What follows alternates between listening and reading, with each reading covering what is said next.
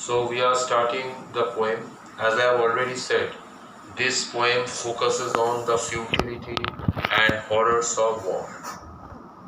And this poem was written in the background of the Franco-Prussian War, which took place in 1870. Franco-Prussian War means the war between France and Russia. France and Germany, Franco-Prussian War, because Prussia means Germany. And let us start from the octave part, naturally.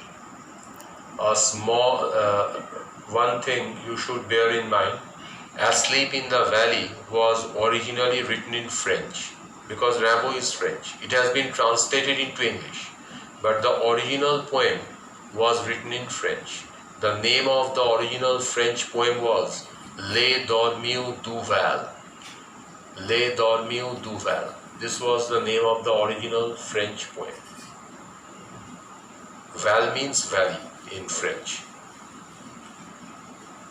A small green valley where a slow stream flows.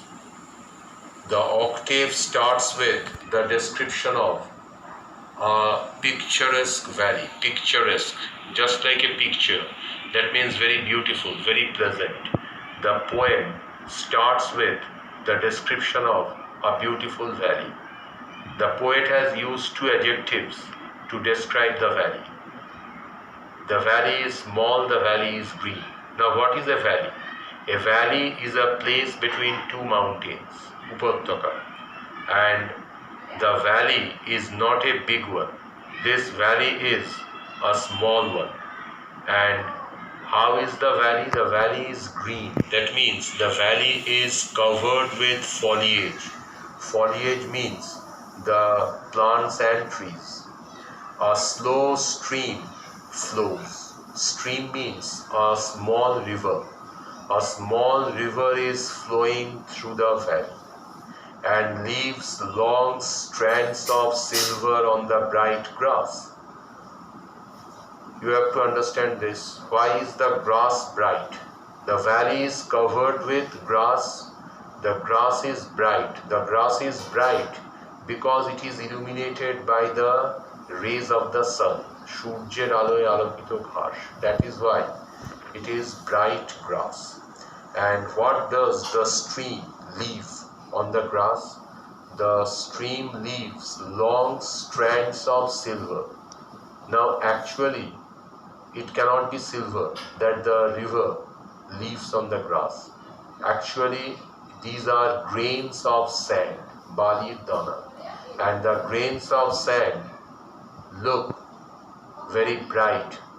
The grains of sand are glistening in the warm sunshine and they look like silver. বালির কণাগুলোই রূপোর মতো মনে হচ্ছে because they are illuminated by the light of the sun.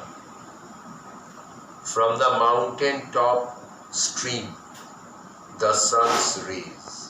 Mountain top, from the top of the mountain, because a valley is a place between two mountains.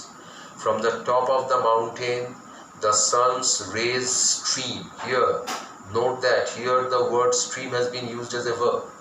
If the word stream is a noun, it means a small river. But if it is used as a verb, here stream means it is coming in a very large quantity. The rays of the sun stream onto the valley. That means the whole of the valley is suffused with bright sunlight. A large amount of sunlight falls upon the valley. The valley is illuminated by a large amount of sunlight. They fill the hollow full of light. The hollow. The hollow describes the valley. The valley between the two mountains is called the hollow. And the rays of the sun illumine the valley. I have told you that Rimbaud has portrayed the horrors of war. But note one thing. The poem begins not with the horrors of the battlefield. এটা কিন্তু যুদ্ধক্ষেত্রে কোনো বিভৎসতা দিয়ে আরম্ভ হলো না. Because Rimbaud is not an ordinary poet. Any ordinary poet would have started the poem with the descriptions of the horrors of the battlefield, not Rimbaud. Rimbaud starts the poem with the description of a picturesque valley, and he gives a blow-by-blow account of this valley. This may be a 100-word question also. Describe the valley found in Rimbaud's poem. The valley is small, the valley is covered with trees and plants, the valley is covered with foliage. A small river meanders its way through the valley. To meander, that means to move in a zigzag manner. A small river meanders its way through the valley. And what does the small river leave on the bright grass? The small river leaves grains of sand on the bright grass. The grains of sand, illumined by the rays of the sun, look like silver. The grass is also bright because of the sunlight. And from the top of the mountain, the rays of the sun penetrate the valley. The entire valley is filled up with bright sunlight. And the hollow means the valley, is covered with, or rather is illumined by the rays of the sun. A soldier, very young, lies open mouthed. And then the poet, in the second part of the octave, gives the description of the soldier. A soldier, he is very young, he is at the prime of his youth, he lies in the valley, his mouth is open, he is enjoying a peaceful slumber. Slumber means sleep. A pillow made of fern beneath his head. The soldier is sleeping in the valley. He has a pillow under his bed. Generally a pillow, balish, is made of cotton, but one cannot expect 5-star comfort in a valley. So here the soldier is lying, or the soldier's head rests on a pillow which is made of fern. Fern is a kind of plant, and that is the pillow where the head of the soldier rests, asleep. The soldier is lost in slumber. The soldier is enjoying a peaceful slumber. Stretched in the heavy undergrowth. Undergrowth means the small plants and trees that grows under a big tree. বড় গাছের নিচে ছোট ছোট যে গাছ জন্মায় তাকে বলা হয় undergrowth. The soldier is stretched, that means his body lies on the undergrowth.